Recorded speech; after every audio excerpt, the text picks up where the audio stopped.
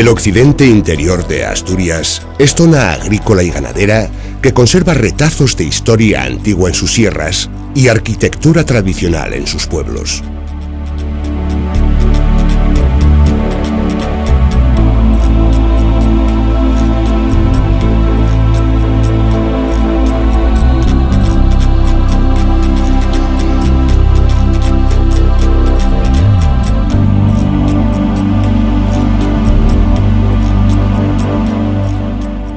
El Eo, el Navia y el Ibias son los principales cursos de agua que atraviesan esta parte del Principado y a su paso dejan fértiles vegas y valles de orografía acusada. También han sido aprovechados para la construcción de embalses.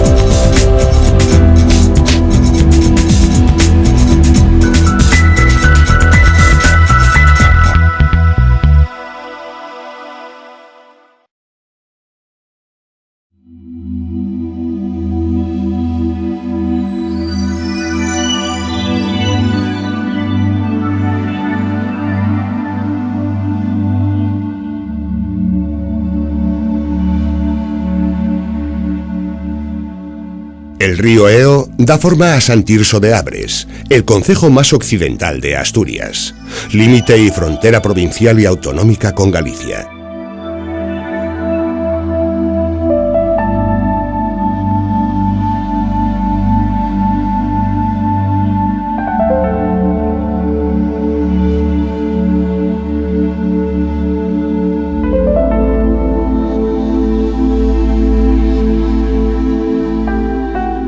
Paralelo al río Eo se desarrolla el trazado de la antigua vía de ferrocarril Villaodrid-Ribadeo. Fue inaugurada en 1903 para transportar mineral de hierro de la cuenca del Eo. En la actualidad, levantados los raíles, es una vía verde y de senderismo que desde Sant Tirso de Abres cruza 12 kilómetros hasta Villaodrid, actual Pontenova en Lugo, pasando por aldeas, túneles, pasos a nivel y el bosque de ribera del Eo. En el final del camino se conservan las instalaciones mineras y ferroviarias, así como los hornos de ladrillo que permiten entender estas tierras y sus quehaceres.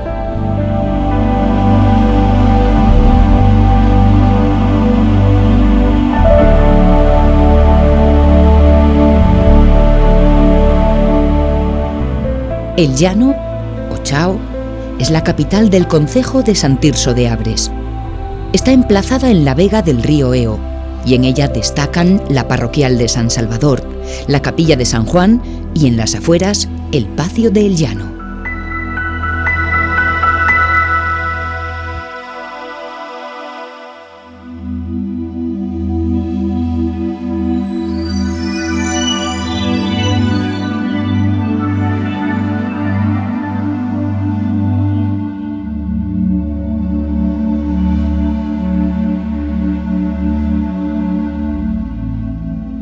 La villa de Taramundi, en el concejo del mismo nombre, recibe al visitante bajo la mirada de la iglesia de San Martín, construida en el siglo XVIII.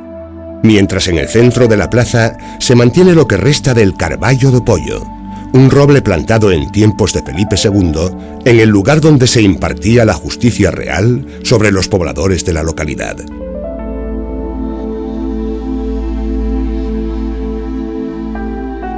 La vida tradicional de Taramundi se halla más en las aldeas que en la capital. y esta ejerce de punto de atracción sobre los visitantes que esperan conocer el profundo occidente. El pueblo está repleto de tiendas donde podemos comprar recuerdos del lugar. Lo más típico son sus navajas y cuchillos, con mango de madera y de hueso. Es una artesanía tradicional de la zona que mantienen viva varios artífices. Taramundi ha sido el concejo pionero del turismo rural en Asturias, gracias al hotel que se encuentra en la antigua rectoral.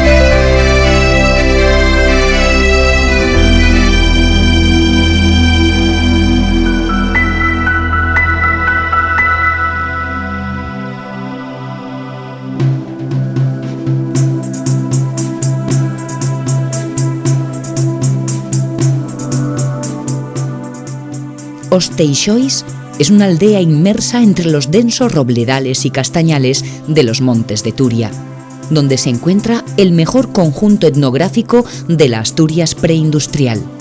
Mazo, molino, rueda de afilar, un batán y una pequeña central eléctrica, y todo movido por la acción hidráulica del agua procedente del arroyo de las Mestas.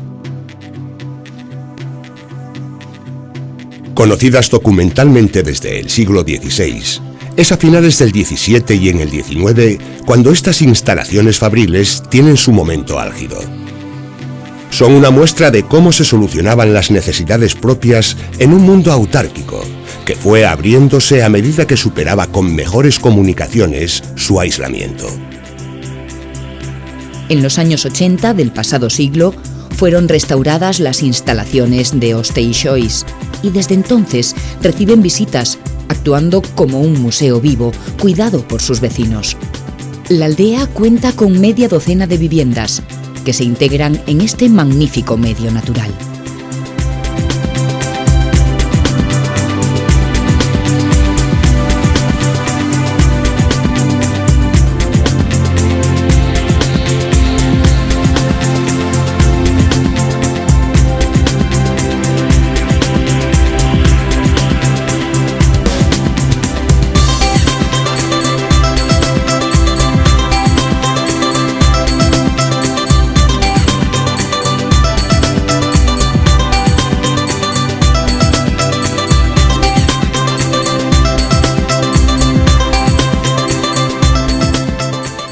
La comarca de los Oscos era a mediados del siglo XX el paradigma de la Asturias remota y aislada.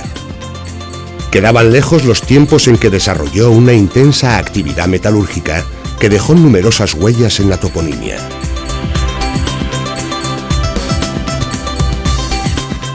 A finales del pasado siglo, las mejoras en las comunicaciones y los fondos europeos abren nuevas perspectivas en forma de turismo rural, que llega hasta los 3 concejos: Villanueva, Santa Eulalia y San Martín.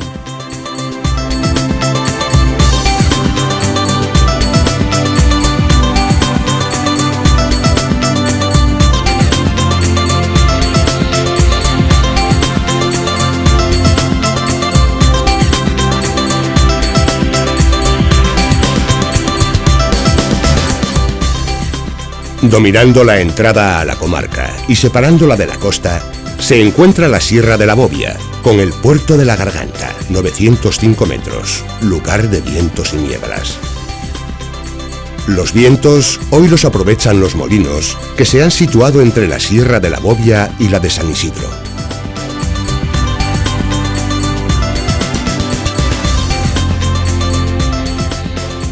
A sus pies todavía se conservan los antiguos enterramientos o túmulos funerarios de los pastores neolíticos que campaban con sus rebaños, como todavía hacen los actuales habitantes de la zona. Es un área rica en testimonios megalíticos que se encuentran debidamente señalizados para los curiosos e interesados en los mismos.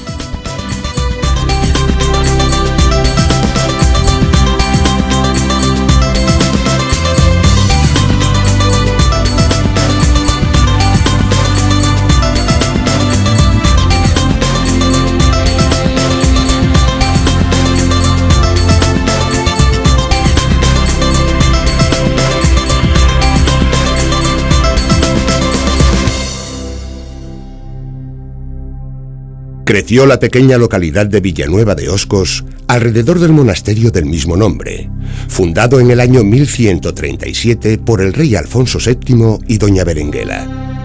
Primero fue ocupado por los monjes benedictinos y más tarde por los cistercienses, y su poderío llegó hasta la primera mitad del siglo XIX, finalizando en 1835 con el proceso desamortizador.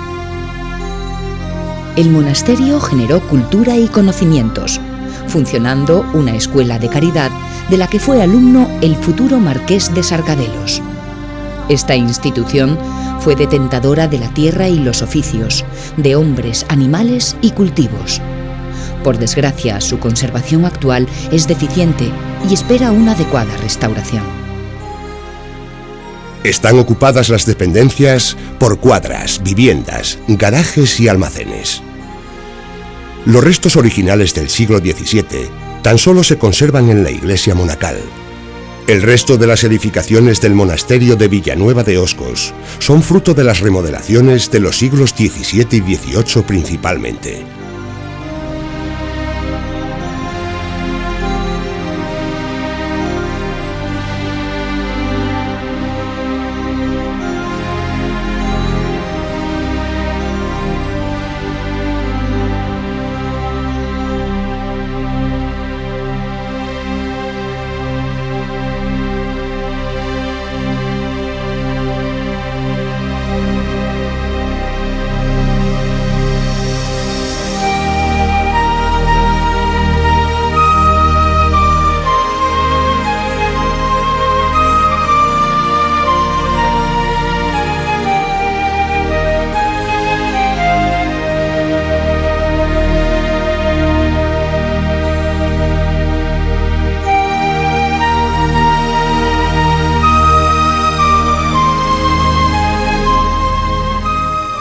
La pequeña villa de San Martín de Oscos posee una envidiable belleza y un patrimonio tradicional y monumental muy apreciable.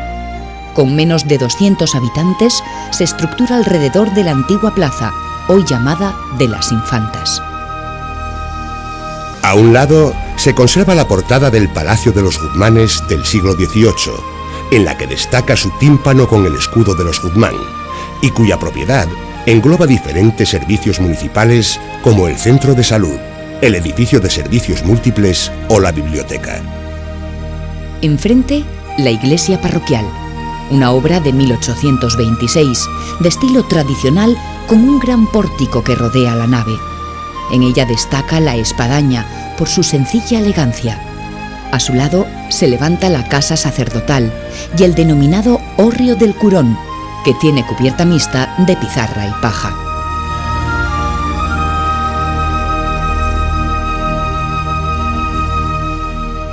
En el barrio de El Penedo se encuentra la casona de los Gruida, de estilo popular, que destaca por la capilla dedicada al Ecce Homo. En el interior se guardan las imágenes de San Pedro, San Antonio, el Nazareno y la Dolorosa. En el siguiente cruce se encuentra la casona Cabeza da Vila, una moderna casa de aldea dentro de una casona dieciochesca. Maciza y cuadrada, en la parte trasera se encuentra la capilla del siglo XVIII. En la aldea de Mon nos topamos con una grandiosa obra de cantería en forma de palacio barroco, el Palacio de los Mon y los Velarde, construido en el siglo XVII, con añadidos de los dos siguientes siglos. Destaca el gran escudo situado sobre la puerta de entrada al mismo, flanqueado por dos grandes torreones cuadrados.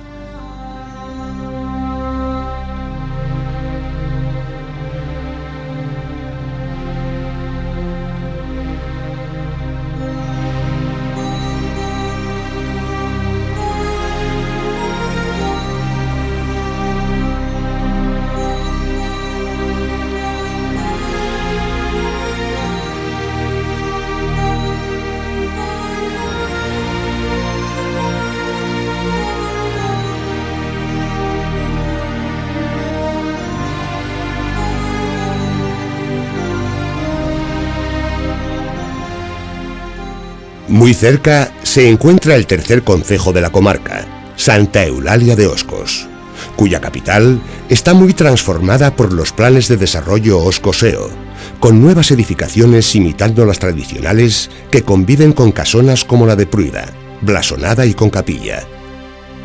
O la iglesia parroquial, decimonónica y que alberga un retablo barroco con las imágenes de Santa Luisa y de Santa Eulalia. Entre ambos, el lavadero público, rehabilitado con la imagen de Santa Bárbara presidiéndolo.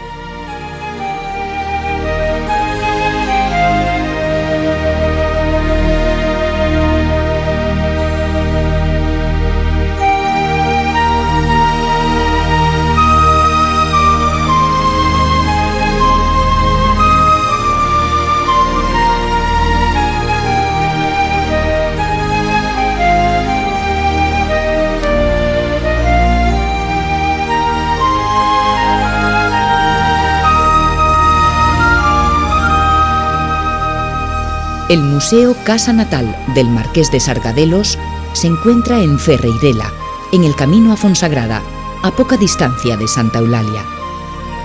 Es un museo dedicado a la producción de loza realizada por las Reales Fábricas de Sargadelos y promovidas por Antonio Raimundo Ibáñez, conocido como el Marqués de Sargadelos, y también muestra la rica etnografía de la comarca. El piso bajo, que se dedicaba al ganado, alberga la entrada y las exposiciones alfareras.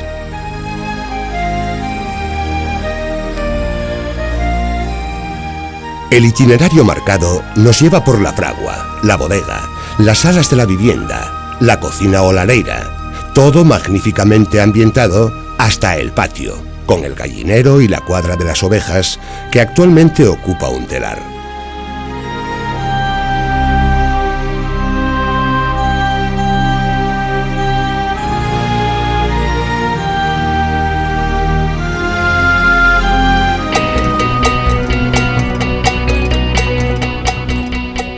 La Sierra de Carondio, divisoria entre los concejos de Illano y Allande, es un espacio protegido que domina la cuenca del Navia y que conserva vestigios arqueológicos como la Campa de Entre Ríos, donde se erige un dolmen, o la Yastra de la Filandoira, nombre que recibe en honor a una antigua leyenda que habla de una mujer que transportó la gran piedra cobertera de la cámara sobre su cabeza, hilando mientras caminaba. Desde el pueblo de San Esteban de los Buitres, las vistas son espectaculares. Este lugar debe su nombre a los buitres que antaño se posaban en los escarpados roquedos de cuarcita del mirador de Peñamayor, en la orilla izquierda del Navia.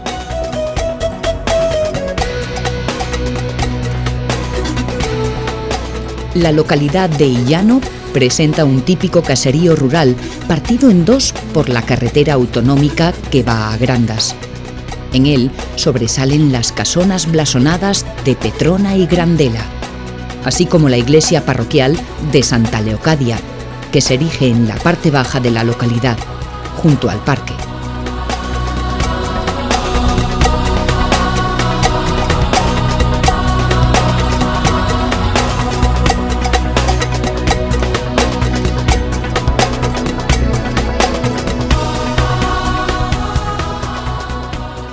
El santuario de Pastur, en el concejo de Illano, en plena sierra de San Isidro, fue construido en 1665 a la vera de un techo milenario de casi 18 metros de altura. Consta de nave única y un gran pórtico lo rodea. Fue reformado en 1868, tiempo en el que se añadieron las pinturas de la bóveda, y también en 1967. Esta ermita, de gran predicamento en todo el occidente de Asturias, festeja a la patrona, la Virgen de Pastur, sanadora de niños llorones, cada 28 de agosto, con una procesión y romería.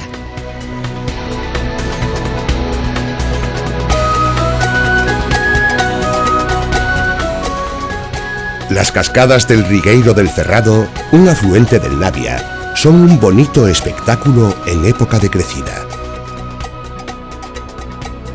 El río Navia se represa en el embalse de Doiras, el más antiguo de toda la cuenca del río. Su cabecera se encuentra en Doiras, al extremo sur de Boal, mientras la cola se inscribe en Illano. A los lados, la Sierra de San Roque al este y la de San Isidro al sur. Fue construido en 1934 por la empresa Electra de Viesgo y su presa llega hasta los 90 metros de altura. Boal es una agradable localidad, llena de testimonios de los emigrantes del concejo. Las escuelas graduadas o instituto fueron construidas por la Sociedad Naturales de Boal en 1930. Igualmente son de gran belleza viviendas como Villa Anita, con su decoración exterior en cerámica, y Quinta Modesta, recubierta de azulejos.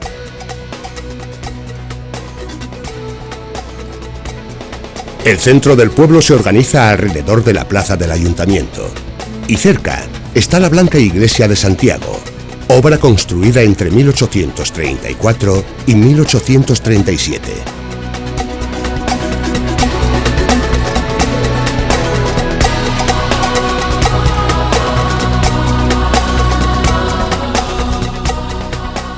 El Penedo a Bayón es una prominencia de granito que mira directamente al valle del Navia. El conjunto está formado por varias rocas montadas unas sobre otras, que se abayan o balancean, una de las cuales se puede mover con el dedo de un niño. Así lo marca la tradición y lo aseguran los boalenses. Esta piedra oscilante ha recibido múltiples interpretaciones: ídolo, símbolo religioso, señal topográfica, curiosidad geológica, etc.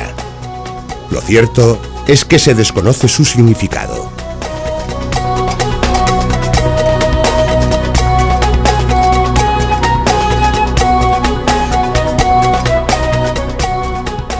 La Sierra de la Penouta es cruzada por una estrecha carretera que une Boal con Vegadeo. En el alto se encuentra el lugar conocido como La Venta. En esta pradería abundante a unos 800 metros de altitud, nos encontramos inmersos en una de las más importantes necrópolis tumulares de Asturias, la Sierra de la Penouta, con unos 70 túmulos distribuidos en diferentes agrupaciones. A la izquierda del camino, en el área recreativa cercana, se ubican diferentes túmulos, algunos con las lajas de la cámara a la vista, vigilados hoy por las altas torres de los grandes aerogeneradores de un parque eólico.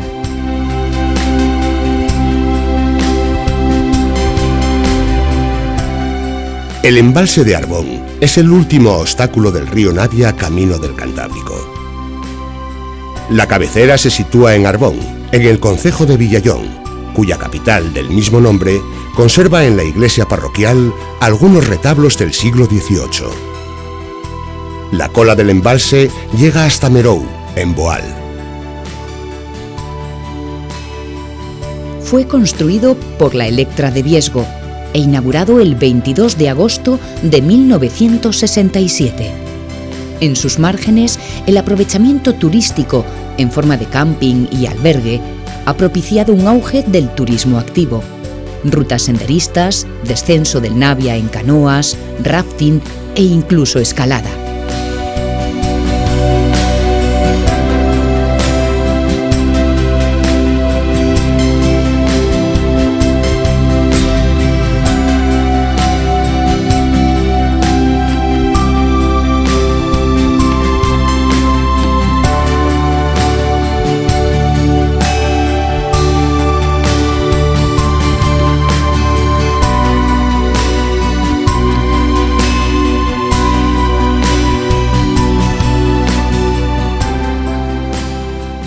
Oneta es un plácido lugar del concejo de Villallón.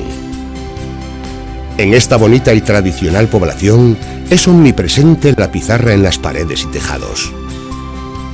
Cuadras, almacenes y caserías se apiñan entre nobles edificios que solo destacan por su mayor tamaño, no por su lujo.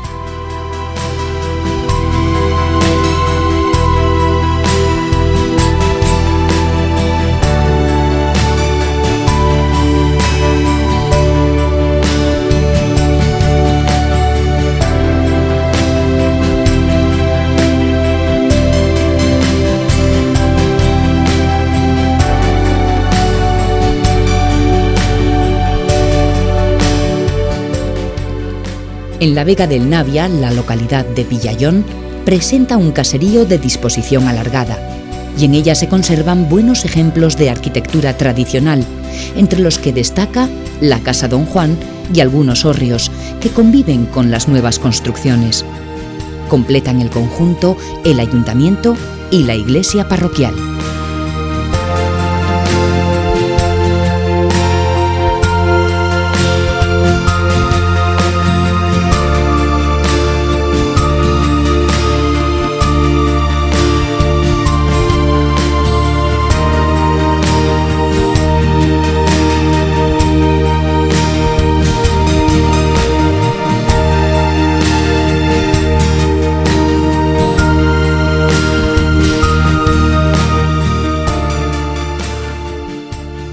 Pesoz o Pezós es una pequeña villa y también un cruce de caminos, el Camino del Navia y el Camino a San Martín de Oscos.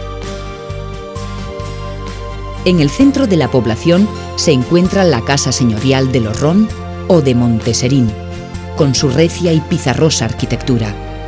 Esta casona solariega tiene planta en U, 2 pisos, y sobre ellos remata una cartela sobre la que se ubica un frontón curvo. Fue construida entre los siglos XVII y XVIII.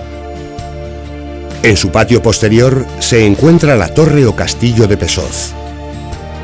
La pizarra levanta unos muros cuadrados y poderosos. Se conservan 2 plantas de este torreón bajomedieval. La iglesia de Santiago y el cementerio cierran una moderna plaza. La primera es románica con reformas del siglo XV y posteriores. El ábside semicircular delata sus orígenes.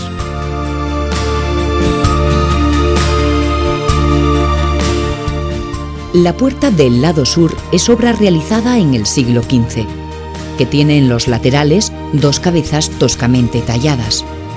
El interior destaca por sus pinturas polícromas del siglo XVI y por el Cristo crucificado.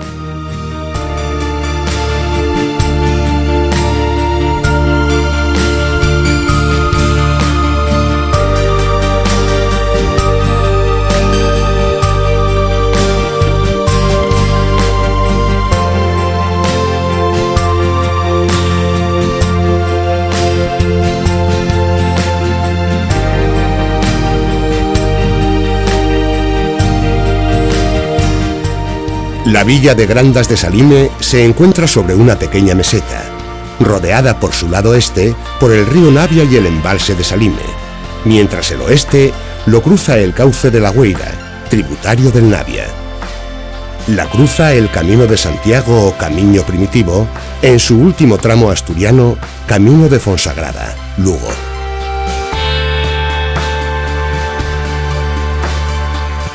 La Colegiata de El Salvador, que preside el centro de la villa, es un conjunto armonioso que se encuentra a los pies de este camino y que fue parada y fonda de los peregrinos.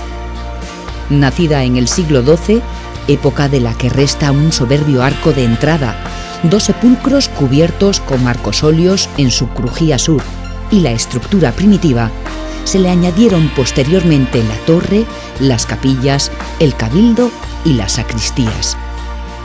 Los primeros retablos se fabrican entre los años 1628 y 1634 y más tarde los pinta Pedro Díaz de Villabrille en el año 1641. A pocos metros de distancia, en la antigua casa rectoral, se ubica el Museo Etnográfico de Grandas de Salime, una espléndida instalación cultural que se ha constituido en los últimos años en toda una referencia para Grandas.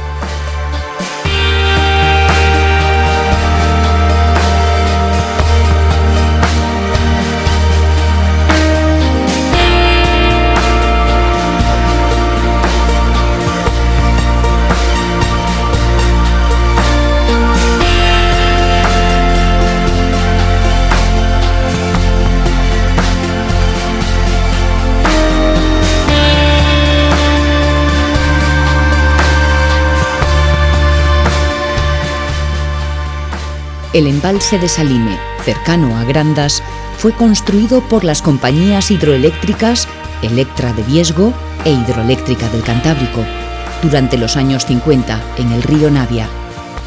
La pared de la presa posee una altura de 132 metros y el embalse supera los 36 kilómetros de longitud. Esta magna obra ocasionó grandes cambios geográficos, ambientales y demográficos en los concejos de Grandas y Allande y el concello de Fonsagrada en Lugo. En la sala de máquinas de la central se conserva un magnífico mural de 60 metros de longitud que cuenta la construcción del mismo y es fruto del genio de Joaquín Vaquero Turcios, cuyo padre, Joaquín Vaquero Palacios, fue el arquitecto que proyectó la fachada de la central de Salime y el espectacular mirador del embalse.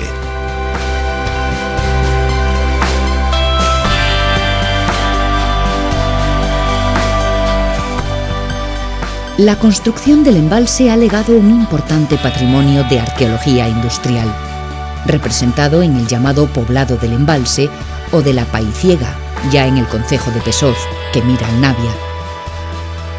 En el alto se encuentra la capilla, que se sostiene en pie, aprovechado como corral ocasional para cabras y ovejas, además de diferentes dependencias, entre las que destacan los restos del teleférico para transporte de material que unía la presa con el poblado.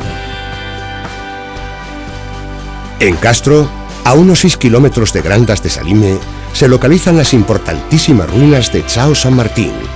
Castro, cuya excavación sistemática, iniciada en 1990, ha proporcionado numerosos y valiosos hallazgos que permiten constatar que el poblado estuvo habitado desde el siglo IX a.C. hasta el siglo II de nuestra era, ya bajo la dominación romana, cuando un seísmo provocó su destrucción y su brusco abandono. Su dilatadísimo periodo de ocupación convierte al Chao San Martín en un tesoro inapreciable para los investigadores.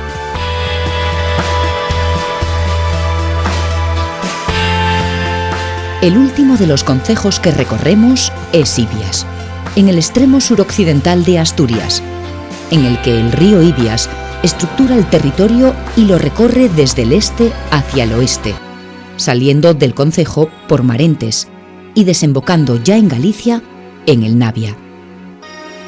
El encajamiento del cauce y su posición abrigada hace que en esta comarca los veranos sean más calurosos que en el resto de Asturias, propiciando cultivos como la vid y arbolado como el alcornoque o sufreira, escaso en el Principado.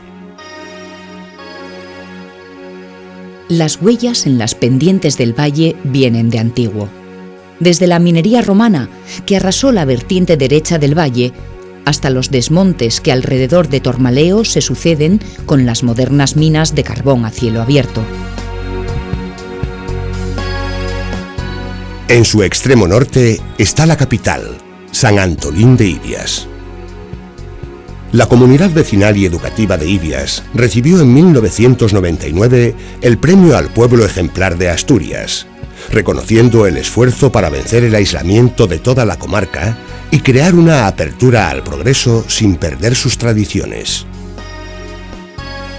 Destaca en la plaza del ayuntamiento la presencia de la iglesia románica más meridional de Asturias, la iglesia de San Antolín, obra de finales del siglo XIII, escasa de adornos al no poder modelar la pizarra la forma escultórica como ocurre con otras rocas de la zona central y oriental de Asturias. A su lado, el edificio del ayuntamiento, con traza de Álvarez Castelao. Rodeando la iglesia y el centro educativo Aurelio Menéndez, se encuentran las piscinas y el área recreativa, situadas ambas a orillas de Ibias.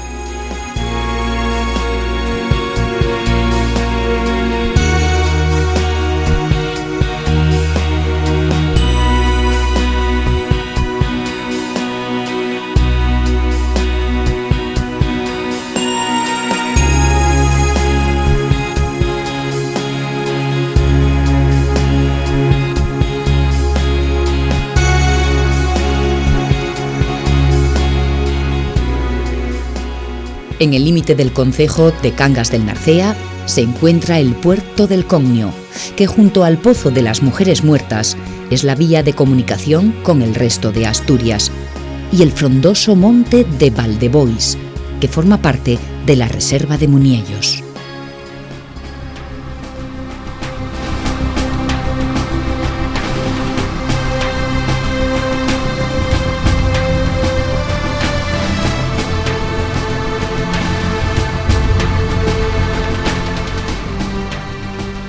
Los concejos del suroccidente Astur han conservado, quizá por sus malas comunicaciones, un peculiar carácter rural del que son parte las construcciones de tejado de pizarra, los castros y otros restos arqueológicos, las tradiciones ancestrales, los santuarios o la lengua. Pero también destacan por un paisaje natural bien conservado y con grandes manchas de arbolado autóctono.